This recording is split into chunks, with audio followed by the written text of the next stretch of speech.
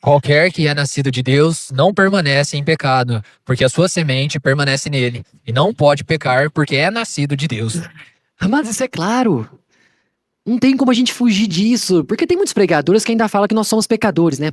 Encontramos a Cristo e continuamos pecadores. Eu não posso afirmar isso, amados, eu não posso.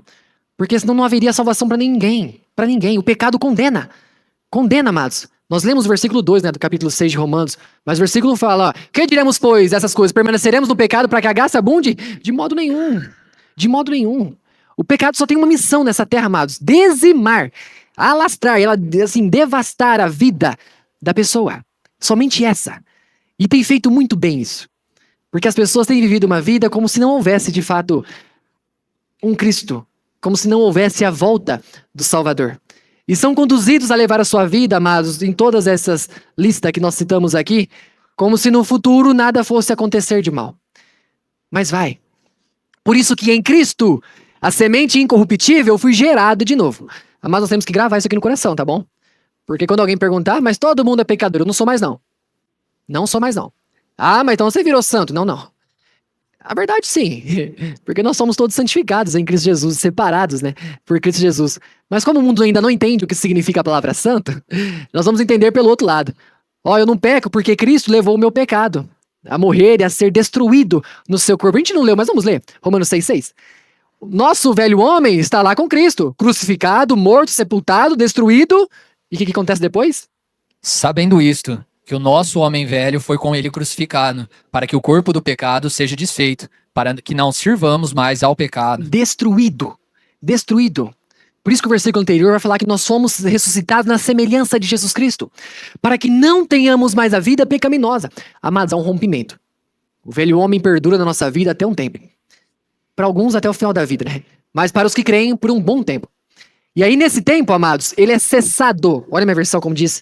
Aquele que padeceu na carne já cessou do pecado. Cessou, cortou, não há mais pecado. Vida velha ficou lá atrás morta e crucificada e sepultada. Não há ressurreição da vida velha. Há ressurreição da vida nova. Por isso que a primeira carta de João fala isso. Fala que nós somos gerados pela semente incorruptível. Se eu sou gerado pela semente divina, não tenho mais o pecado. Gravem isso, amados. Nunca mais vocês vão falar de alguma forma errada, ou quando alguém questionar vocês sobre o pecado, o amado vai estar armado com 1 João 3,9, falar, nós não pecamos mais, desde que estejamos em Cristo Jesus. Amados, todas as vezes que nós desviamos nosso olhar de Cristo, certamente a gente erra. Certamente somos conduzidos ao erro. Simplesmente por desviar o foco. Simplesmente por desviar o foco. Esse é o problema. E aí vem o ensinamento. Vamos ler? Ora, já que Cristo padeceu por nós na carne, vamos separar isso, né? Cristo padeceu na carne. Qual foi a forma eficiente de nos livrar da condenação eterna? Simplesmente tirar o poder do que nos condenava. Simplesmente tirar o poder daquilo que nos seria levado em conta. Quando nós vimos no final do texto que ele há de julgar tanto vivo quanto morto, é justamente nesse dia em que é a parte mais importante de não ter o pecado. Porque muitas pessoas vão passar muitos anos nessa vida, numa vida pecaminosa, e como diz, né, a vontade dos gentios sendo exercitada. E se no último fôlego ele viver para Cristo, amados, é essa parte que importa.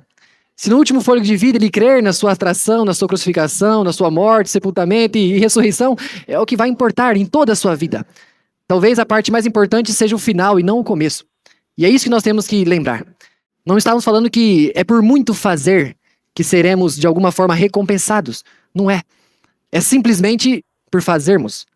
No sentido de sermos fiéis àquilo que o Senhor nos encomendou e no Senhor nos confiou.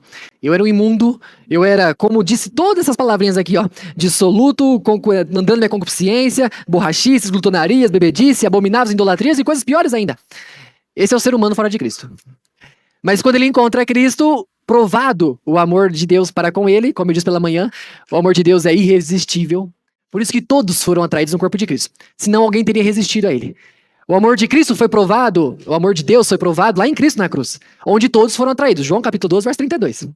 Então não há ninguém na face dessa terra que tenha vivido já ou vai viver, que tenha resistido a esse amor. O que Jesus disse? E eu, quando for levantado da terra, todos atrairei a mim. Disso ninguém escapou. Todos atraídos. que é a vida de Cristo em nós.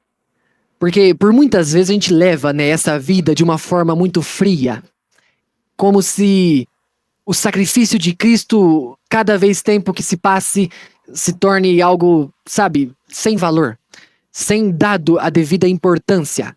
E estamos caminhando para isso, né? Cada vez mais igrejas se abrem com menos palavra de Cristo dentro delas. E aí nós vamos mudando a forma de ser salvo, mudando o caminho para Deus. E afinal de contas, no final da história, nenhuma levará a ele. Sempre gravem também no coração, tá, amados? 1 Timóteo capítulo 2, versículo 5. Para quando você for questionado, por que você segue a Cristo? Por que você toma a sua cruz diariamente? Por que você torna o seu pensamento lá na morte de Cristo todos os dias? É por causa disso. Porque há um só Deus e um só mediador entre Deus e os homens, Jesus Cristo, o homem. Por simplesmente não existir outro ser na face dessa terra que tenha vivido ou que viverá, que deva essa adoração, amados. Por que nós estamos aqui de novo? Vejo muitos irmãos que estiveram pela manhã. Por que estamos de novo? Nós estávamos aqui há 6 horas atrás. Por que a minha necessidade de estar aqui de novo? E em nenhum outro há salvação, porque também debaixo do céu nenhum outro nome há, dado entre os homens, pelo qual devamos ser salvos. Não há, amados. Não há. A gente pode procurar, pode até se satisfazer em muitas religiões aí, que causa satisfação no ser humano, eu reconheço. Muitas que a pessoa chega lá e incha, como nós vimos quarta-feira, né? O conhecimento incha, mas o amor exorta, o amor edifica. E aí eu tenho que me colocar em qual lado da fila eu tô? Nos que estão inchados de conhecimento, mas de nada aproveita, ou no que eu tô que vão ser, né? Exercitados pelo amor.